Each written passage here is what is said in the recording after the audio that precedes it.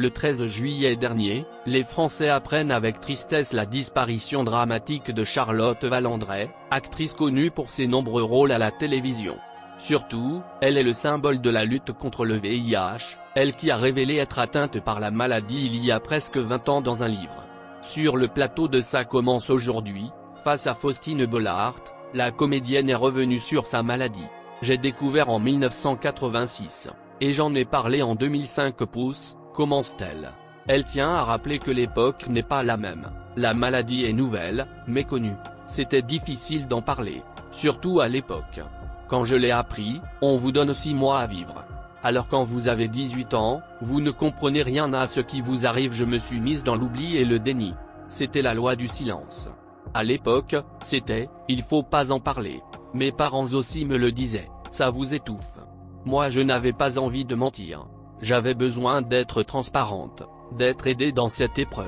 Mon corps n'a pas bougé pendant 10 ans et puis en 1996, il y a eu besoin de commencer à prendre une trithérapie. Il y avait une rumeur à un moment donné. Je décide d'en parler en 2005 car je suis greffé du cœur en 2003. Il y a eu entre 2003 et 2005 une réflexion sur ce que vont penser les gens. Après ma greffe, je pesais 35 kg. J'avais rien à perdre. On l'a fait dans ce livre en 2005. Il y a eu beaucoup de gens qui ne pouvaient pas s'attendre à ce que je parle de ça.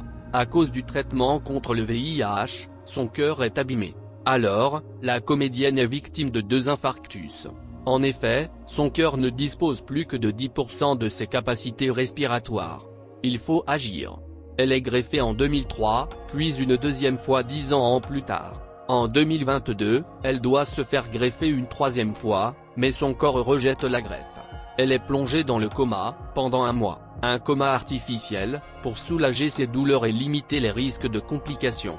Finalement, après 1 mois de coma, et comme le révèle le communiqué officiel de sa famille, elle se réveille.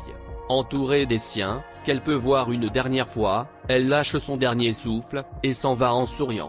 En outre, elle a le temps de préciser vouloir retrouver sa mère au ciel et de gribouiller quelques mots sur une ardoise.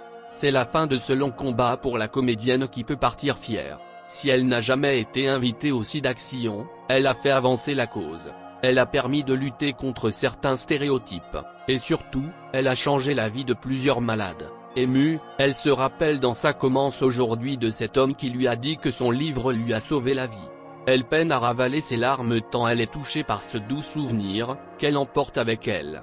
Les proches de l'actrice ont précisé qu'elle serait inhumée dans l'intimité, à Pléneuf-Valandré, dans les Côtes-d'Armor.